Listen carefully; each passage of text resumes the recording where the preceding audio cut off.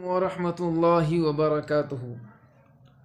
پیارے بھائیوں، ناف کے نیچے مردوں کے لیے ہاتھ باندھنا سنت ہے، عورتیں سینے کے قریب باندھتی ہیں، یہ اہل سنت والجماعت کا موقف ہے۔ آئیے حدیث شریف سماعت فرمائے۔ حضرت وائل بن حجر رضی اللہ تعالیٰ عنہ سے روایت ہے، وہ فرماتے ہیں کہ میں نے حضور اکرم صلی اللہ علیہ وسلم کو دیکھا کہ آپ نے داہنا ہاتھ بائیں ہاتھ پر رکھا ناف کے نیچے۔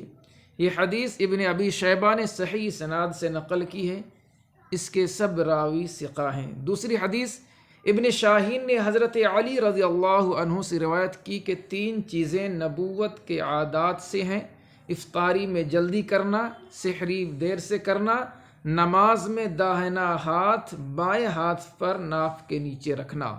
تیسری حدیث ابو داؤد شریف نسخہ ابن اعرابی میں حضرت ابو وائل رضی اللہ عنہ سے روایت ہے کہ نماز میں ناف کے نیچے ہاتھ پر ہاتھ رکھنا چاہیے۔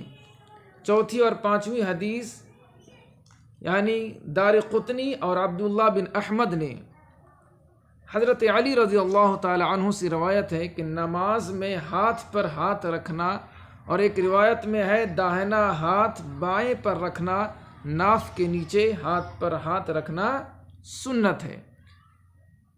6 سے 9 نمبر تک حدیث یعنی روایت کرنے والے الگ الگ ہیں۔ ابو داؤد نسخہ ابن عرابی سے، احمد دارقطنی اور بیہقی نے، یعنی 3 لوگوں نے، یعنی 3 حدیث ہوئی، حضرت علی رضی اللہ عنہ سے روایت کی کہ ناف کے نیچے ہاتھ پر ہاتھ رکھنا سنت ہے۔ 10ویں حدیث رزین نے حضرت ابو جحیفہ رضی اللہ عنہ سے روایت کی کہ نماز میں ہاتھ باندھنا سنت ہے اور دونوں ہاتھ ناف کے نیچے رکھے۔ 11ویں حدیث پاک امام محمد نے کتاب الآثار شریف میں ابراہیم نخعی سے روایت کی کہ آپ اپنا داہنا ہاتھ بائیں ہاتھ پر ناف کے نیچے رکھتے تھے۔ 11 حدیث پاک غوث پاک کی نسبت سے میں نے بیان کی۔ یہ تمام دلیلیں ناف کے نیچے ہاتھ پر ہاتھ رکھنے کی ہیں، یہ مردوں کے لیے ہے۔ عورتیں ہمارے اہل سنت والجماعت کے نزدیک سینے کے قریب ہاتھ باندھتی ہیں۔ اب ایک اعتراض ہو سکتا ہے کہ یہ جو آپ نے بیان کیا یہ ضعیف روایت ہو سکتی ہے۔ تو پیارے، کئی سندوں سے ایک ہی حدیث کئی طریقے سے جب اسناد سے بیان کی جاتی ہے تو وہ پھر حدیث ضعیف نہیں رہتی۔ میں نے 11 بیان کی، نہ جانے اور کتنی حدیثیں ہیں ناف کے نیچے ہاتھ باندھنے کی۔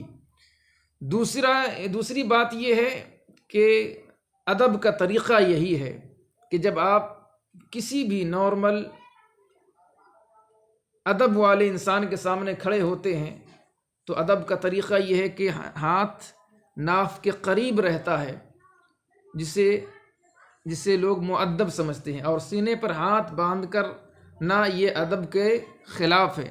جب کسی بھی آپ معزز انسان کے سامنے اس طریقے سے کھڑے ہوں گے تو یقیناً آپ کو بے ادب کہا جائے گا کہ یہ کس طریقے سے کھڑا ہے۔ تو جب اللہ کی بارگاہ میں کھڑے ہوں تو عقل کا تقاضا بھی یہی ہے کہ ہاتھ ناف کے نیچے ہوں، جس سے انسان کی عاجزی دکھائی دے، انسان کی بندگی دکھائی دے کہ رب کی بارگاہ میں عاجزی کے ساتھ ادب کے ساتھ کھڑا ہوا ہے۔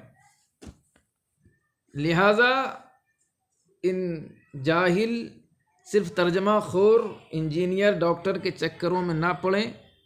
اہل سنت والجماعت ہمیشہ سے اپنے علماء اور بزرگوں نے جو حدیث و قرآن کے مفہوم کو بیان کیا ہے اس پر عمل کرتے ہوئے آئے ہیں، اور آج کے یہ چپدی جن کو ایک پارے کا بھی ترجمہ صحیح سے معلوم نہ ہو، صحیح سے مسائل نہ نکال سکیں، وہ ہمارے ایمان کو لوٹ رہے ہیں۔ لہٰذا آپ ان سے بچیں، بات اچھی معلوم ہو دوسروں کو بھی بتائیں انشاءاللہ تبارک و تعالی۔